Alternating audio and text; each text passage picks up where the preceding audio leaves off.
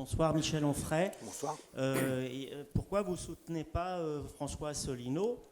Vous ne le connaissiez pas le 15 octobre 2016. Vous deviez voir ce qu'il en était. Vous disiez que vous alliez voir ce qu'il en était auprès de ce personnage. Et ma foi, on le donne à, je ne sais pas, 1%. Voilà. Si vous êtes...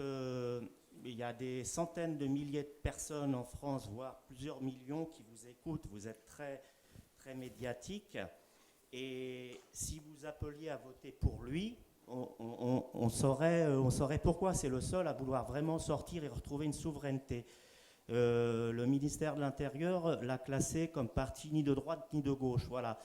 Il me semble, je le découvre en même temps que vous depuis quelques mois, parce qu'il avait été un peu mis de côté.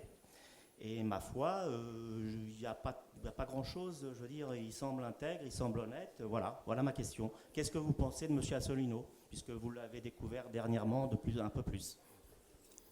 Oui, je vois que vous me suivez. Gloire à Asselineau. Je vois que vous me suivez, vous. Merci, je vois que vous me suivez, que vous étiez déjà là la dernière fois que vous m'avez posé cette question. Donc oui, j'ai regardé. Et donc, la dernière fois, j'ai dit une bêtise? Non. Mais oui, j'ai regardé un petit peu et bien sûr que ça m'a intéressé. Je me suis dit, on a chez ce monsieur quelque chose d'intéressant, puisque lui, il était capable très précisément, et il s'est même fait un peu ridiculiser avec cette aventure, de nous dire qu'on ne pouvait pas faire de politique parce qu'il donnait les articles.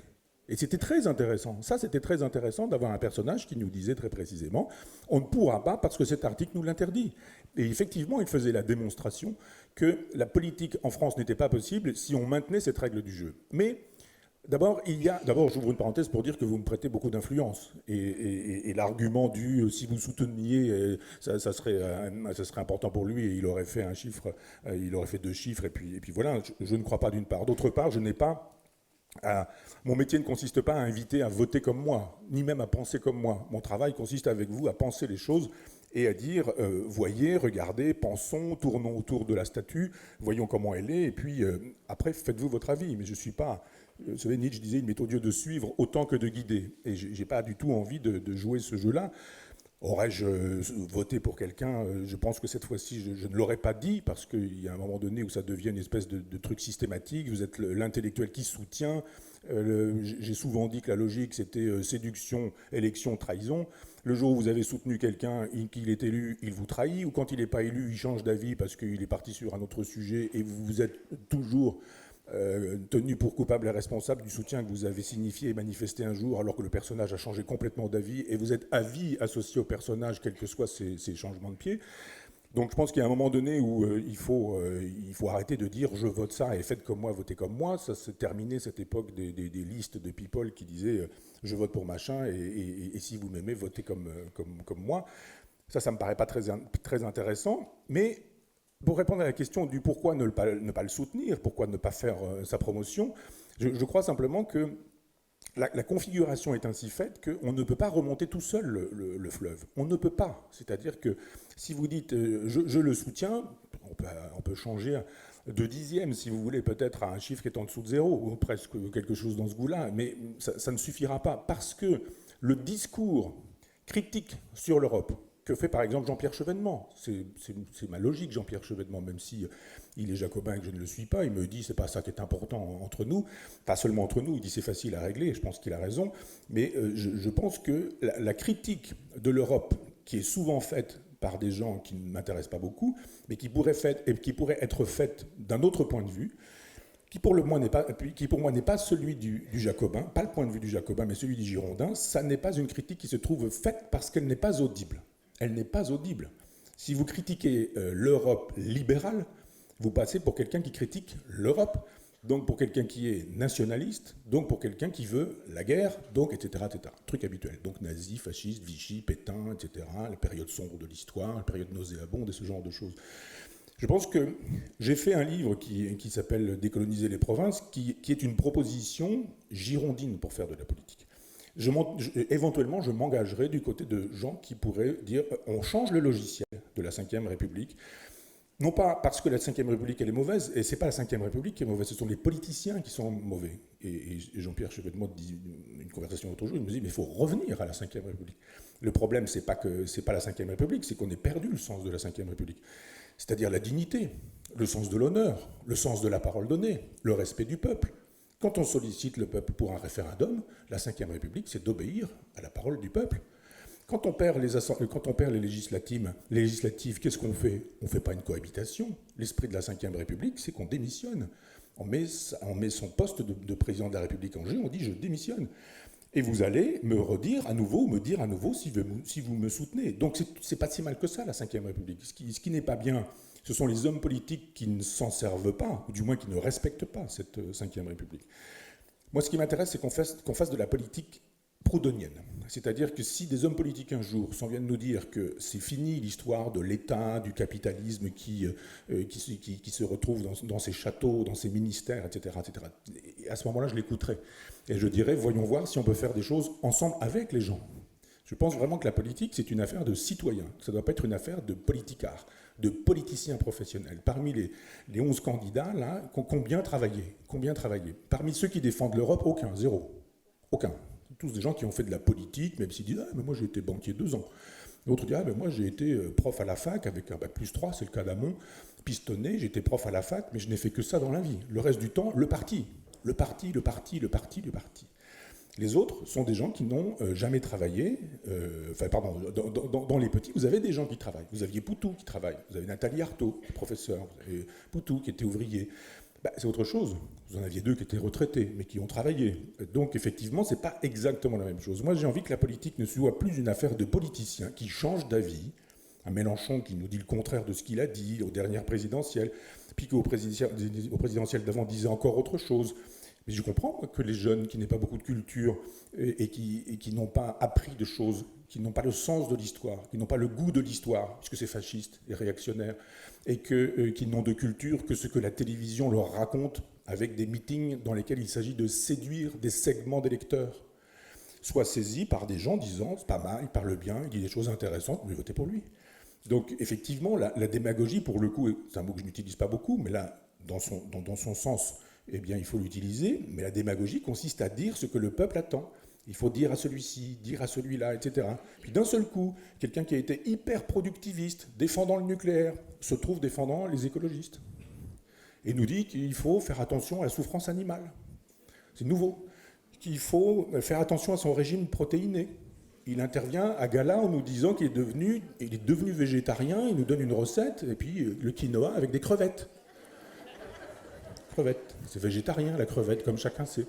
Donc, la crevette est un légume comme les autres. Et donc on se dit, si effectivement ça marche, moi j'ai entendu des gens dire, mais il est le seul à parler des animaux.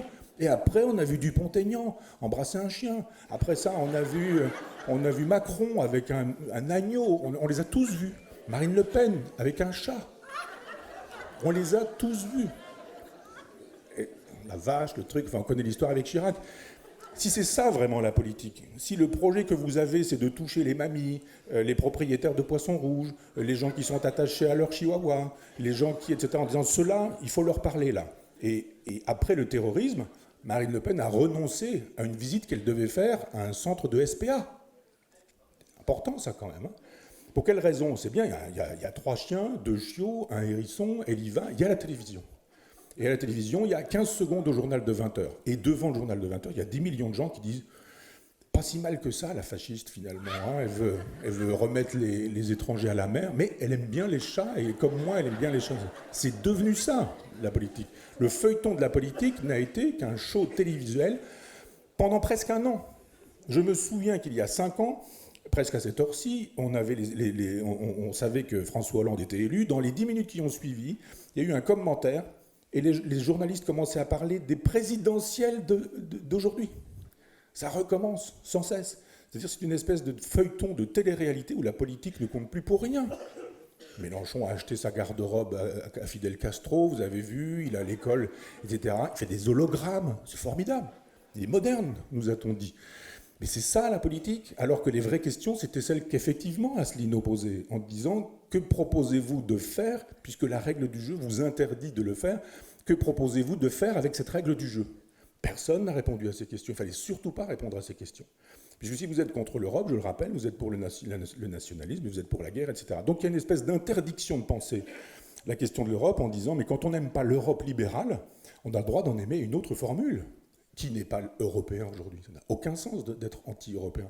Simplement, il faut qu'on puisse penser qu'il existe d'autres formules que les formules libérales à l'Europe, parce qu'il y a des Europes des nations, il y a des Europes souveraines, il y a éventuellement des Europes des régions, et dans la proposition que je fais, qui sont des propositions girondines, il y a une place pour un État girondin et pour des États girondins qui permettraient dans une Europe de fédérer des provinces, des régions, de penser justement en termes d'histoire et pas en termes d'administration.